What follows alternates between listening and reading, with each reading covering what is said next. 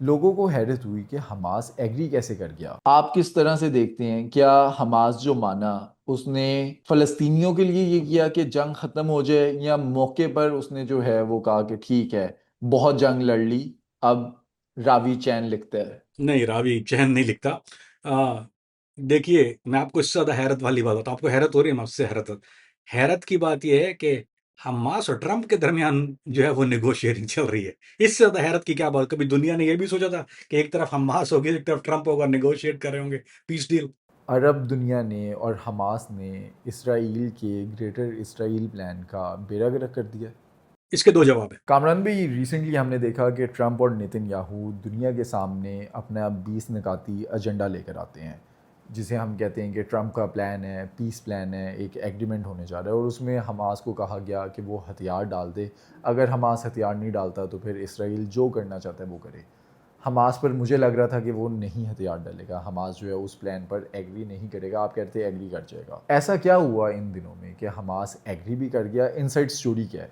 जी, अस्सलाम वालेकुम वबरकातुहू, बिस्मिल्लाह रहमान रहीम। अली भाई, ये मैंने पहले कह दिया था कि हमास मान जाएगा। आपको आप पुराने रेफर कर लें, दो भी वीडियोस है, मैंने कहा था मान जाएगा। पूरी तरह से नहीं माना, यानी ये 100% उसने नहीं किया। कुछ इलाके उन्होंने मांगे हैं और कुछ इलाकों पे डिस्प्यूट है। वो उसकी वजह असल में आपको बताया था। देखें, जेनोसाइड को रोकना हमास और सारी दुनिया के मुसलमानों का इस वक्त अव्वल तरीन जो मकसद है वो यही है। अब जहाँ तक बात है मानने की, तो वो एक तो आप ये भी समझ लीजिए कि ये मुआहिदा शुरू हुआ था, ये मंडे को कहानी शुरू हुई थी। उस वक्त 48 आवर दिए थे ट्रंप ने, कहा कि 48 घंटे का टाइम है। और 48 घंटे को बहुत टाइम हो गया। उसने कहा फिर all the hell break loose. कोई हेल ब्रेक लूज नहीं हुई। अब आप देखिए मंडे, तो ये अभी आप देखिए कितने दिन हो गए, कल दोबारा परसों मंडे हो जाएगा, तो ये तो ऑलरेडी टाइम हो ही गया। जहाँ तक नेतन्याहू की बात है, उसने कह दिया कि मैं बच नहीं होऊंगा, यही है, दैट्स इट, अब टेक इट और लीव इट। तो वो उस पर निगोशिएट नहीं कर रहा है। और अरब ममालिक जो हैं वो एग्री कर गए हैं इस बात के ऊपर। अ, वही बात हुई है जो मैंने कहा था कि वो इंटरनेशनल फोर्स आएगी। इंटरनेशनल फोर्स पे ऊपर ही बात हो रही है कि इंटरनेशनल फोर्स आएगी, उसमें कोई मकसद नहीं है। असल में हमास सिर्फ एक चीज़ देख रहा है, वो ये है कि सेफ पैसेज क्या है। और सेफ पैसेज जब तक हमास को, और मोर देन लाइकली जो अभी बात चल रही है, I told you that before, मैंने कहा था तुर्की तुर्की तुर्की तुर्की तुर्की, वो सेफ पैसेज तुर्की देख रहा है। तो तुर्की से वो उनकी एक बातचीत चल रही है कि we gonna get the safe passage. और फिर इजराइल इस बात पे एग्री नहीं है, बट इजराइल के एग्री होने से कोई फर्क नहीं पड़ता।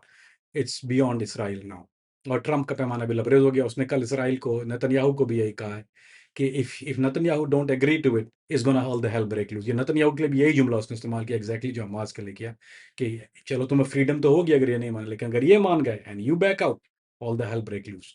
तो ये भी एक चीज हो गई है। अब मामला ये चल रहा है कि वो थोड़ा टाइम बाय कर रही है हमास, कि वो मेक श्योर कर रहे हैं कि उनको इतना टाइम मिल जाए कि ये सेफ पैसेज उनको मिल जाए। तो जहाँ जब सेफ पैसेज की, वो ज़्यादा लंबा मामला नहीं चलेगा, ये now it's matter of days. तो जैसे ये मामला सॉल्व हो जाता है इंशाअल्लाह, तो उसके बाद it's come to a closure. और ये जो चैप्टर है, ये इंशाअल्लाह नेतन्याहू का या इसराइल का चैप्टर क्लोज होने की शुरुआत हो जाएगी। चैप्टर क्लोज नहीं होगा, चैप्टर क्लोज होने की शुरुआत हो जाएगी। हमास की दुनिया में जहाँ जहाँ प्रेजेंस है, क्या गैर मुसल्लह होने के बाद, हथियार डालने के बाद, इसराइल की तरफ से इन फ्यूचर अटैक तो नहीं किया जाएगा? जैसे कि हम देखते हैं माजी में सीरिया से जब बशारुल असद जाता है, तो अबू मोहम्मद अल जुलानी के आने के बाद इसराइल जो है सीरिया में अटैक करता है, एयर स्ट्राइक करता है। तो हमास के साथ तो ऐसा नहीं होगा? अली भाई, पहले तो बात ये समझ लीजिए कि इसराइल इस पोजीशन में नहीं होगा ये मुआहिदा करने के बाद कि वो फ़लस्तीन में और कुछ शरारत कर सके, क्योंकि फिर जो वो इग्नाइट कर देगा सारी दुनिया के अरब मुल्कों को। और वो ज़ाहिर बात है, अभी नहीं चाहेगा कि अरब मुल्क इग्नाइट होंगे तो ये तो अमेरिका भी इग्नाइट हो जाएगा, वो अभी नहीं करेगा। वो शरारत अगर करेगा, और फिर एक आपको हाईलाइट दे रहा हूँ मैं, शरारत करेगा तो वो ईरान के साथ करेगा। अब जो शरारत करेगा वो ईरान के साथ ही होगी, और वो कोई बहाना बना के करेगा न्यूक्लियर वाला। ये वो शरारत करेगा। अ, वही बात है, it's a matter of time, क्योंकि वो चुप बैठने वाला नहीं है। उसको एक जगह नहीं तो दूसरी जगह करना है। यहाँ नहीं करेगा, यहाँ कर नहीं पाएगा वो। मुआहिदे के बाद is gonna look like an idiot. वो वहाँ जाके ज़रूर ट्राई करेगा। तो ये मामला हो गया। तो हमास की जहाँ तक बात है कि हमास खामोश बैठ जाएगी, अली भाई, अगर हमास इस दफ़ा खामोश हो जाएगी तो वो वक्ती तौर पे खामोशी होगी। क्योंकि हमास के लिए सबसे बड़ी चीज़ अभी क्या है, हमास की जो जो कमर टूटी है उनका, नुकसान बहुत ज़्यादा है, जानी नुकसान बहुत ज़्यादा है, माली नुकसान बहुत ज़्यादा है, बैकअप इतनी ज़्यादा नहीं आ रही है, स्ट्रेंथ कटी हुई है। हमास के लिए नंबर 1 उनकी जो कंसंट्रेशन ये है कि देखें कोई भी ग्रुप जब बहुत ज़्यादा हालत जंग में लंबा अरसा रहता है, उनको ब्रीदर चाहिए होता है, उनको एक ब्रेक चाहिए होता है। तो नंबर 1 चीज़ उनको चाहिए अभी ब्रीदर, नंबर 1 चीज़ उनको चाहिए अभी ब्रेक। उनको रीग्रुपिंग के लिए टाइम चाहिए, उसको रीस्ट्रेंथन के लिए टाइम चाहिए। तो and it's not a very short time, यानी ये नहीं कि 15 दिन का ब्रीदर चाहिए, इट कुड टेक मंथ्स, जब तक वो वापस स्ट्रेंथ में नहीं आएंगे। और अगर उनके लिए आप देखें ना कि एनवायरमेंटल मुआफिक होने चाहिए, जैसे तुर्की एक यानी मुआफिक जगह है उनके लिए, जहां वो ऑपरेट कर सकते हैं, रीग्रुपिंग कर सकते हैं, रीस्ट्रेंथन कर सकते हैं। तो वो जो टाइम वो जो बाय करेंगे, ये करने के बाद अगर जैसे तुर्की में सेफ पैसेज मिल गया, तो उसके बाद वो रीब्रीदर करने के लिए वो तुर्की में दोबारा रीऑर्गेनाइज करेंगे, और उसके बाद फिर वो अलानिया नहीं करेंगे। It's not gonna be like out loud. अब देखिए हुकूमत तो नहीं है ना उनकी, अब हुकूमत तो चली जाएगी, टेक्नोक्रेट के पास चली जाएगी। टेक्नोक्रेट के पास हुकूमत जाने का मकसद ये है कि भाई हमास ने अपने हाथ धो लिए, बोले हम तो इन्वॉल्व नहीं है। अगर अब हमास अब लोन वोन कार्रवाई करता है, तो हुकूमत कहेगी हमारा तो कोई लेन देन नहीं है, तो हमास कर रही है, गो कंट्रोल दम। कहाँ से कंट्रोल करेंगे? देखिए एक बड़े ग्रुप को टैकल करना बहुत आसान होता है। जैसे मैं आपको दो बड़ी मिसालें देता हूँ, दो ग्रुप की बात करते हैं हम यहाँ पे। एक ग्रुप है अलकायदा, एक है दाइश। अब अलकायदा को टैकल करना कितना मुश्किल होता है, जगह जगह फैली हुई थी, लोग इंडिविजुअली कहीं पे थे। दाइश एक जगह पर मौजूद थी खिलाफा में, उनको हिट कर रहे हैं, हिट कर रहे हैं, हिट कर रहे हैं, मुख्तलिफ मुस्तकिल उनको निशाना बनाया गया, वो कमजोर हो गए। अलकायदा को निशाना बनाना इसलिए मुश्किल हो गया था कि उनके सारे लोग जो थे वो बिखरे हुए थे। हमास अब उस पोजीशन में आ जाएगा जो पोजीशन में वो अभी वो दाइश की पोजीशन में था, एक जगह पर थे, उनको हिट कर रहे थे। अब वो एग्जिट करने के बाद वो इस पोजीशन में आ जाएगा, वो अलकायदा वाली स्ट्रेटजी पे आ जाएगा, दे गोना बी स्कैटर अराउंड। अब अगर वो लोन वुल्फ अटैक करते भी हैं तो वो लोन वुल्फ होगा, उनको हिट करना और उनको टैकल करना इतना आसान नहीं होगा। रिसोर्सेज उनको जो ज्यादा नहीं चाहिए होंगे, वो बहुत छोटे डैमेज के साथ एक बहुत बड़ा अटैक कर सकते हैं। सो ये that's how see it coming. Hamas जब ट्रम्प के प्लान पर एग्री कर गया तो दुनिया को हैरत हुई। वो बेशक अरब दुनिया हो, वो पाकिस्तान हो या इवन फ़लस्तीन हो, लोगों को हैरत हुई कि हमास एग्री कैसे कर गया। आप किस तरह से देखते हैं, क्या हमास जो माना उसने फ़लस्तीनियों के लिए ये किया कि जंग ख़त्म हो जाए, या मौके पर उसने जो है वो कहा कि ठीक है बहुत जंग लड़ ली, अब रावी चैन लिखता है। नहीं, रावी चैन नहीं लिखता। आ, देखिए मैं आपको इससे ज्यादा हैरत वाली बात बताऊं, आपको हैरत हो रही है, मैं उससे हैरत हैरत की बात यह है कि हमास और ट्रंप के दरमियान जो है वो नेगोशिएटिंग चल रही है। इससे ज्यादा हैरत की क्या बात? कभी दुनिया ने यह भी सोचा था कि एक तरफ हमास होगी, एक तरफ ट्रंप होगा, नेगोशिएट कर रहे होंगे पीस डील? ये भी खुदा की कुदरत है। अल्लाह जिसको चाहे इज्जत दे, जिसको चाहे जिल्लत दे, ये उसके हाथ में है।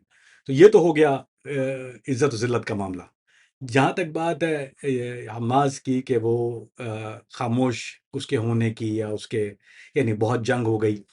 अली भाई जितनी भी ऑर्गेनाइजेशन है, मैं आपको एक फ़लसफ़ा बताता हूँ इसका, जो मज़ा इसमें आएगा आपको फ़लसफ़ा बताने में। सीधा जवाब नहीं दूँगा आपको इसका। ये जितनी तंज़ीमें हैं, इनकी एग्ज़िस्टेंस का दारोमदार जो है, वो इनकी वॉर स्ट्रैटेजी पे होता है। कोई भी ऑर्गेनाइज़ेशन आप देख लें, जितनी भी ऑर्गेनाइज़ेशन देख लें, जिन अक्सर जैसे छोटी ऑर्गेनाइज़ेशन देख लें, जब तक वो एक्ट ऑफ वॉर में है, जब तक वो स्ट्रेटजी में है, जब तक वो काम कर रही है, वो एग्जिस्ट करती है, उसके बाद वो वैनिश हो जाती है, क्योंकि और कोई मकसद नहीं है ना इनका। अगर वो मकसद चला गया तो ऑर्गेनाइजेशन चली गई। लिहाजा हमास के लिए उसकी एग्जिस्टेंस इज फलस्तीन और जंग आज़ादी। जब तक वो लड़ रहे हैं, जब तक हमास है, ये एक दूसरे के लाजिम मलजूम है। सो कभी भी हमास, कभी इसको कहते हैं पॉलिटिकल सुसाइड या एग्जिस्टेंस सुसाइड, कभी नहीं करेगा अपने ऊपर कि वो बिल्कुल दुनिया के नक्शे से अब गायब हो जाए और वो कहीं जाके लोग जॉबें करना शुरू हो जाए। ये कोई नई ऑर्गेनाइजेशन तो नहीं है, they been working on this for ages. So ऐसा ये जो माइंडसेट है, हम आज के जो लोग हैं जो काम करते हैं, जो जो उनके फाइटर्स हैं, उनका माइंडसेट सिर्फ एक ही है, they are there for one and one reason. और वो कॉज कोई जमीन की लड़ाई नहीं, वो इस्लाम की लड़ाई है। तो आप उनसे ये एलिमेंट निकाल के, don't think you gonna take that element out of it and they gonna be probably doing, वहां पे खाना बांट रहे हो, दैट्स नॉट गोना हैपन।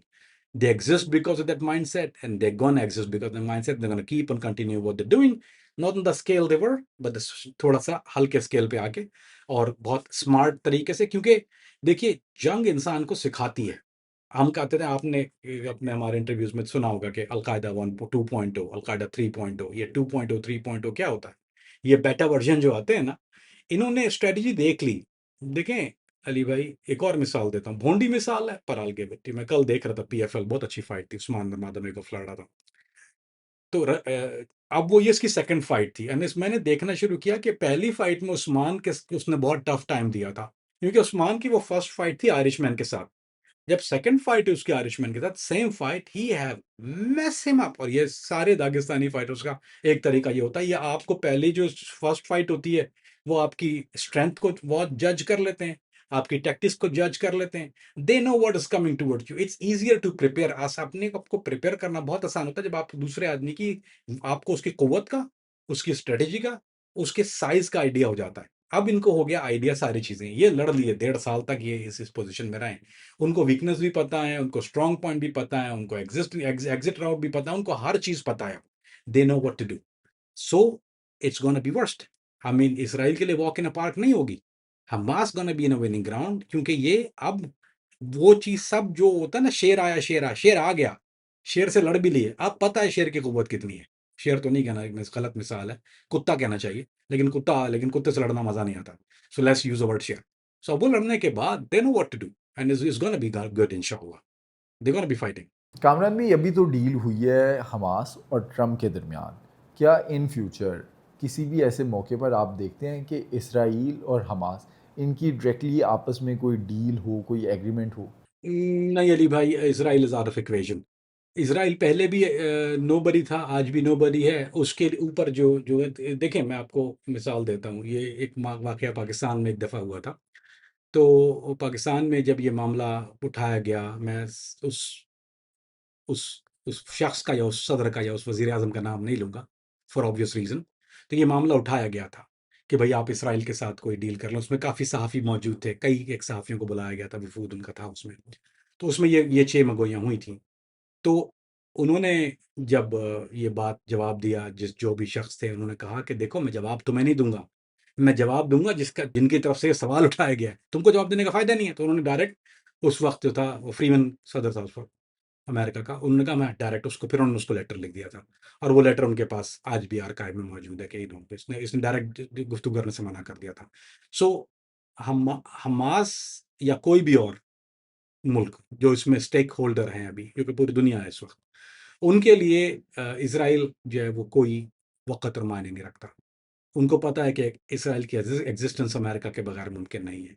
तो लिहाजा डायरेक्ट नेगोशिएटिंग करने का मामला बनता भी नहीं। और दूसरी बात, आप उनको ये भी पता है कि अगर इनसे डायरेक्ट नेगोशिएट कर भी लिया जाए यहूदी के साथ, अगर आप कर भी लें डायरेक्ट, तो ये ज़बान के तो रखने वाले पासदार तो होते नहीं। ये आज किया कल तोड़ दिया, ये तो इनके लिए तो वादा ही क्या जो वफ़ा हो गया, वो कर्ज़ा ही क्या जो अदा हो गया।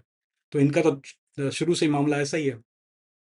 तो जो मुआहिदा है वो हमेशा एक ऐसी चीज आदमी के साथ होता है जो उसका पास रख सके, और मोर देन लाइकली अमेरिका के पास इस वक्त ज्यादा more to lose than to gain. तो लिहाजा ये जो अगर मामला फ्यूचर में भी चलता है तो it's gonna be between America and the rest of the world, और उनके अपने मफाद भी हैं इसमें।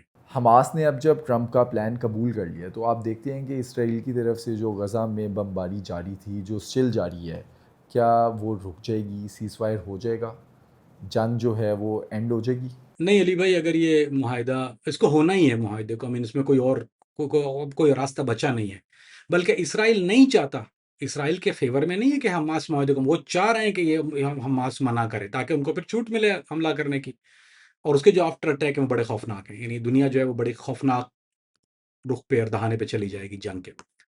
अगर अगर ये मामला हमास ने नहीं किया फिर इसराइल ने कंटिन्यू किया, तो that is gonna be a different thing. फिर अमेरिका को जो सूरत होगी जब अमेरिका को अपनी साइड जो है वो चूज करना पड़ेगी कि where they want to stand in this war, with right और लेफ्ट। और more than likely they have to come to the right side, because उनके अपने इख्तियार में नहीं है अभी ये चीजें। लेकिन अगर ये, मुझे लगता है कि ये 99.9% अली भाई, इट्स गोना गो थ्रू, ये मुआहिदा हो जाएगा इंशाल्लाह। और उसके बाद जब ये मुआहिदा हो गया तो उसके बाद इंशाल्लाह उल अजीज आप एक सीज फायर और एक अमन की फ़ज़ा और फिर वो रिकंस्ट्रक्शन और वो सारी चीज़ें देखेंगे। ज़ाहिर बात है, हमारे दिल के वो क्या कहते हैं कि जो फपूले हैं वो तो नहीं ठंडे होंगे। हमारी तो बच्चे की लाशें और औरतों की लाशें गिरी हुई हैं। बार-बार यही कहता हूँ कि इससे मेरा तो कलेजा नहीं, किसी को पता नहीं सुकून मिलता हो तो मिलता हो, मुझे तो नहीं मिलता। क्योंकि जो नुकसान हुआ वो तो हुआ, लेकिन ये कि कम से कम इस जो अभी जंग है, जो अभी जारी है, वो कम से कम रुक जाएगी, जो कि अभी तक जारी है, as we speak still going on. मैं अभी ऑनलाइन ही था, देख ही रहा था। तो वो अभी तक सिलसिला चल ही रहा है। वो कह रहे हैं जितना कर सके कर दो, फेर दो जब तक ये फाइनल नहीं होता। सो इंशाल्लाह Aziz is gonna go through and is gonna stop. There is no other way around. अब कुछ और रह नहीं गया। There is nothing more left to it. कहीं कोई कोई दो राय है नहीं इसमें किसी की भी। There is nobody can come out and say कि नहीं, there is a third way of doing it. There is only one way of doing it. अब जब इस जंग में सीज़ फायर हो जाता है तो इन फ्यूचर अगर इसराइल की तरफ से जारहियत की जाती है, दोबारा से बमबारी की जाती है या किसी भी किस्म की वायलेशन की जाती है, तो आप क्या देख रहे हैं कि ट्रंप जो है अब इसराइल की तरफ आएगा? जैसे कि हमने माजी में देखा कि ईरान और इसराइल की जंग में अमेरिका कूद गया और अमेरिका ने ईरान पर हमला कर दिया। इन फ्यूचर फ़लस्तीन पर अगर अटैक किया जाता है इसराइल की तरफ से, तो क्या अमेरिका के फ़ाइटर जेट्स उनका रुख जो है वो इसराइल की तरफ होगा? अमेरिका के जो मिसाइल्स हैं वो इसराइल की तरफ जाएंगे? ट्रंप एक और चीज बड़े जोरों पे है आजकल। ट्रंप नोबल पीस प्राइज उसको फेस सेविंग करनी है अपनी। He wants to be down in history books as a Nobel person जिसने दुनिया में पीस के लिए काम किया।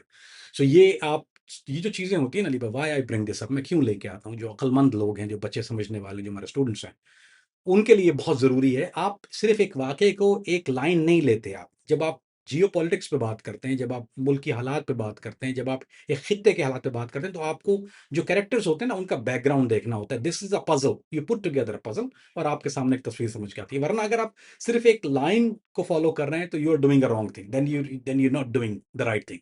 सो यू हैव टू अंडरस्टैंड जो जो स्टेक होल्डर्स हैं, जो पार्टीज है। मैंने आपको हमास का बैकग्राउंड बता दिया, वीकनिंग है यानी क्यों we why we drawing this picture, how come we draw this picture, we drawing this picture based on the characters.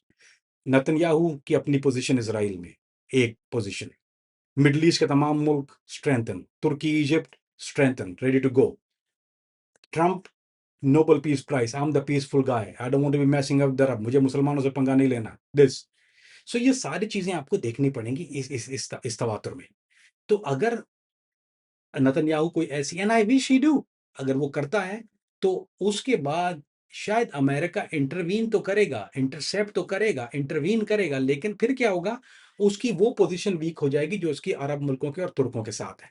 वो फिर ये नहीं कह सकता कि अगर इनकी तरफ से कोई मज़ाहमत होती है, इजिप्ट की तरफ से कोई मामला शुरू होता है या तुर्की की तरफ से कोई मामला शुरू होता है और मिडल ईस्ट के तमाम जो इत्तेहादी मुल्क हैं उनकी तरफ से मामला शुरू होता है रिटेलिएशन का, तो फिर वो ऑलरेडी कह सकते हैं कि देखो मुआहिदा किया था, तोड़ा किसने, who break the contract, pact तो उसने तोड़ा, now we deal with him, who are you. इसका मतलब वो कभी उस चीज में पार्टी नहीं बनेगा उस इख्तिलाफ के अंदर। क्यों? You don't want to be a deal breaker, you want to be the Nobel Nobel peace prize का, दुनिया में अमन को कायम करने वाला। अब एक आदमी ज्यादती कर रहा है, मुआहिदे को तोड़ के हमला कर रहा है, you want to be in the middle of it, you gonna be count with him. So वो लिहाजा सवाल ही नहीं पैदा होता कि वो कोई ऐसी हिमाकत दोबारा करे। कामरान भी अब जब सीज़ फायर हो जाता है तो उसके बाद जो इसराइल का एक प्लान है अब्राहम अकॉर्ड्स, उसका क्या बनेगा? और जो लोग नहीं जानते कि ये प्लान क्या है, अब्राहम अकॉर्ड्स क्या है, उनको बता देंगे ये है क्या आसान लफ्ज़ों में। देखिए जी, ये एक पुराना मफरूज़ा कह लीजिए उसको, मेरा ख्याल मफरूज़ा कहना बेहतर होगा या दीवाने का ख्वाब कहना बेहतर होगा, समझाने के लिए कह रहा हूँ। If I go in the technical details it's not gonna be fun.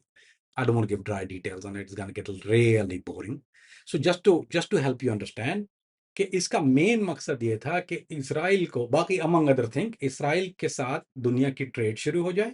Trade, वो ट्रेड किस सूरत में मुमकिन हो सकती है? अगर किसी मुल्क ने तस्लीम ही नहीं किया, वहाँ एम्बेसी है ही नहीं उसकी, या वो ऑपरेट ही नहीं कर रहा, या उनसे उसके इख्तलाफ हैं, या आपकी जैसे हमारे पाकिस्तानी पासपोर्ट पे एक बहुत बड़ी एक स्टैंप होती है, उसको लिखा होता not valid for Israel and another country.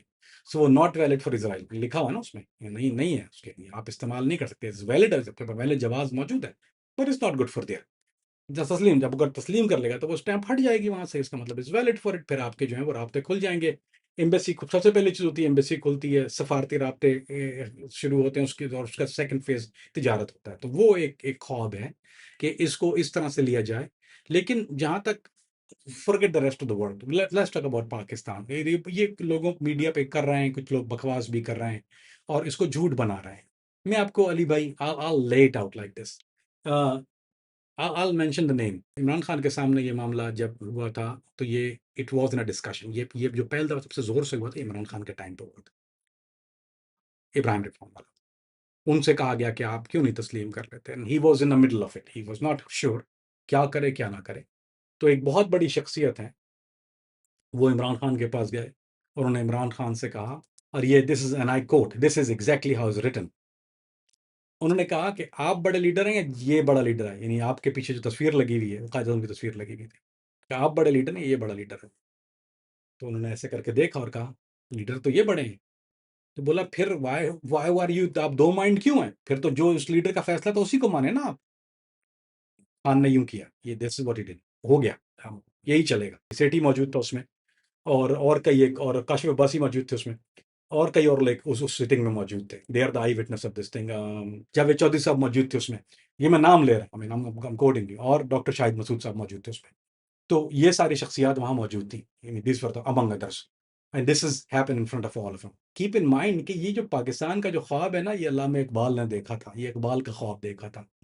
इसका कायद एक ही है, या आप जितने भी बताना कायद अवाम बना लो, चाहे कायद कुछ बना लो या कायद वक्त बना लो, लेकिन कायद एक ही है, वो है कायद आज़म मोहम्मद अली जिन्ना रहिमहुल्लाह। तो वो एक ही कायद आज़म और उसी का ख्वाब था, ये मुल्क उसी का है, उसी का ख्वाब है। और ये वो अवाम है जिनके सेंटिमेंट्स इसराइल के लिए एक ख़ास अहमियत रखते हैं, उनके खिलाफ सड़कों पर निकल आएंगे। एक नॉर्मल 9 to 5 काम करने वाला, एक बैंक में काम करने वाला, एक मैनेजर, एक सॉफ्टवेयर हाउस में काम करने वाला, all this guys have a separate sentiment, they can be divided, कई तरह से डिवाइड हो सकते हैं हमारी राय, लेकिन एक चीज़ पे आके हमारा नुक्ता ठहर जाता है, नो टू इसराइल। सो वो no to Israel is not gonna happen. वो कोई भी कोई भी बकवास कर ले या किसी की किस्म की चेमगोइयाँ, ये आप किसी को टारगेट बनाने के लिए तो कर सकते हैं, लेकिन इसकी हकीकत कोई भी नहीं है। It's not gonna happen. Israel knows it, Trump knows it, and हुकूमत वक्त knows it very well. Kamran भी, हमने 2 दिन पहले देखा कि इसहाक डार साहब असम्बली के अंदर बताते हैं कि ट्रंप ने जो प्लान उनको दिखाया था और प्राइम मिनिस्टर को दिखाया था वो कुछ और था, और जो ट्रंप ने नितिन याहू के साथ मिलके न्यूज़ कॉन्फ्रेंस की और फिर जो 20 निकाती एजेंडा दुनिया को दिखाया वो कुछ और था, उसमें रद्दोबदल थी। तो ऐसा क्या हुआ? ट्रंप ने जो अरब दुनिया को प्लान दिखाया क्या वो अलग था, और फिर जो दुनिया के सामने प्लान लेकर आया क्या वो अलग था? जी, उसने उसने ये चालाकी की थी उसमें, कि उसने 2 अलग जो है वो एक अल्टर्ड कहते हैं उसको, अल्टर्ड कॉपी उसने दिखा दी थी अरब मुल्कों को, और उसकी अल्टर्ड कॉपी जो थी और जो डिफरेंट चीज़ बाद में लेके आया। दिस इज़ ही डिड ने गबन किया, पर how can you expect him to be fair Ali भाई? You cantt. लेकिन लकीली जो देखें ना, जो बात आ गई है, तो उसमें जितना भी टाइम बाय हो रहा है ना अली भाई, जितना भी नेगोशिएटिंग हो रही है, इसराइल फर्म ग्राउंड पे खड़ा हुआ है। लेकिन इसराइल नेगोशिएट नहीं कर रहा, कर अमेरिका रहा है नेगोशिएट। मींस कि अगर थोड़ा सा किसी पॉइंट पे नेगोशिएटिंग होती भी है तो वो अमेरिका के साथ होती है, और ये हमास के हक में ज्यादा बेहतर है, because they buying more time. अगर ये कल साइन होता है, हमास के पास सेफ पैसेज नहीं है, it's gonna be bad for them. So ये जो करने वाले हैं ना, उनको पता है वो क्या कर रहे हैं। दिस इज डोंट, इसमें आप ये जो ट्विटर क्या बोलते हैं, वो नीचे टिकर चलता है ना, उस टिकर को मत देखिए, इसकी पीछे की न्यूज बहुत अलग है। This is a very different going on in the background. So वो जितना टाइम बाय हो रहा है, जितनी चैटर चल रही है, जितना हा हू हो रहा है, यूं नहीं था यो, बिकॉज इट टेक्स टाइम। सफारती पहलुआत को मलूज़ खातिर रखते हुए, it takes little bit of time. एक एक चीज जाती है, negotiate, then it goes to the president, then you go back to the negotiator, then go back to the person. So all this is takes time. और करने वालों को ये बहुत अच्छी तरह पता है कि how to buy time, and they are buying time, and they want to buy time, and they want to fix this issue once for good. लेकिन घुटनों के बल नहीं, नीचे लग के नहीं, उनको कम से कम, अगर इक्वल नहीं तो कम से कम 3/4 इक्वल जो उसको रखना पड़ेगा। तो वो 3/4 पे भी अगर हुआ तो that's actually a good thing, क्योंकि इसराइल जो बज नहीं हो रहा है। सो इंशाल्लाह if they by time, don't look at what's going on, look at the end results of it. The end result is going to be inshallah good. I can assure you that। आप आपसे कल बात हो रही थी, परसों भी बात हुई इस मौजू के ऊपर, मैंने आई टोल्ड यू दैट, और आप बड़े होते कि नहीं मानेगा, क्या होगा वो, मैंने बोला मान लेगा। आप कभी सोचा था किसी ने? nobody was expecting it। I told you कि हमास मान लेगा, हमास के पास चॉइस नहीं है, क्योंकि ऊपर से जो लोग प्रेशर कर रहे हैं उनको कुछ ना कुछ प्रोमिस भी उनको किए जा रहे हैं। ऐसा नहीं हो रहा कि वो हमास को बोल दिया कि भाई तुम कर दो और सब ठीक है, ना ना ना, there is always give and take. वो हमास को कह रहे हैं कि अगर ये कर दो तो वो कुछ दे भी रहे हैं। वो क्या दे रहे हैं, nobody knows right now, but it'll come out sooner or later। तो उसको बाहर आना ही है ना, then you will know। Kamran भी, हमास की और ट्रंप की जो पीस डील है उसके बाद आप देखते हैं कि जो ग्रेटर इसराइल प्लान है, अरब दुनिया ने और हमास ने इसराइल के ग्रेटर इसराइल प्लान का बेड़ा गर्क कर दिया। इसके दो जवाब है। बज़ाहिर yes, in the front yes, क्योंकि अगर हमास नहीं मानता, इसराइल करता है, दूसरे लोग इन्वॉल्व होते हैं, he think he gonna go, America gonna back. This is the front picture, there is a background picture. क्या इसराइल ये समझ रहा है कि is the end of it? नहीं, क्योंकि इसराइल का जो ग्रेटर इसराइल का ख्वाब है, वो कोई उनकी पार्लियामेंट का फैसला नहीं है। This is their religion. ये उनके पार्ट उनकी उनके ये जैसे हम मुसलमानों के लिए जो आखिरी जंग है, जो फाइनल वॉर बिटवीन मुस्लिम और गैर मुस्लिम की आखिरी लड़ाई है, तो वो this is the part of scripture. ये हमारा स्क्रिप्चर है, ये हमारी तारीख है। ये किसी पार्लियामेंट का, किसी मुल्क का फैसला नहीं है। This is the decision was done 1400 साल पहले का डिसीजन है। This was done, is gonna happen, हमारा ईमान है। Same thing with Israel. उनका ग्रेटर इजराइल का जो ख्वाब है, वो उसको कहते हैं कि this not something we want to do, this is gonna happen. वो ये नहीं करे कि they are trying to do it, कि भाई, लेकिन वो ये कहते हैं कि इसके पीछे जो है there is a story behind it. The story is कि ये हमारी किताब का, this is the book we have and this is the promise to us and we gonna have this land. So वो अपने ख्वाब पे चल रहे हैं, और मुसलमान जो हैं उनको पता है कि ये इनका ख्वाब कभी पूरा नहीं होगा इंशाअल्लाह। सो लिहाजा अगर आप देखें, तो अगर इसराइल ये नहीं सोच रहा कि ये मेरा जो है वो ख्वाब बर्बाद हो, उसने बोला नहीं, तो हमारी तरफ से अल्लाह का नहीं, वो भी तो हर आदमी यही सोचता है ना कि वो अल्लाह का वादा है, हमें ये तो अल्लाह का वादा है, this land is belong to us, ये तो हमें वादे में मिली हुई है and we gonna take over this land by hook और बाय क्रूक। क्योंकि ये देखें, आपको मैं एक और let me give example, let me give example. अब ये जब तालिबान का सिलसिला शुरू हुआ था अली भाई, तो आपको पता है कि पूरी दुनिया में वो हदीसें, ब्लैक फ्लैग ऑफ खुरासान से निकलेंगे, खुरासान से काले झंडे, वो एक हदीस का जिक्र होता है बहुत ज्यादा। दैट इज अ हदीस, इसमें कोई शुबे वाली बात नहीं है। अब मैं और आप उससे इख्तिलाफ तो नहीं कर सकते। ये तो नहीं है कि वो हदीस नहीं, हदीस है, खुरासान से वो काले झंडे वाली हदीस है। लेकिन क्या ये वही काले झंडे जो इनके पास है? नाउ दैट कैन बी दो राय इसमें, ऑफ कोर्स।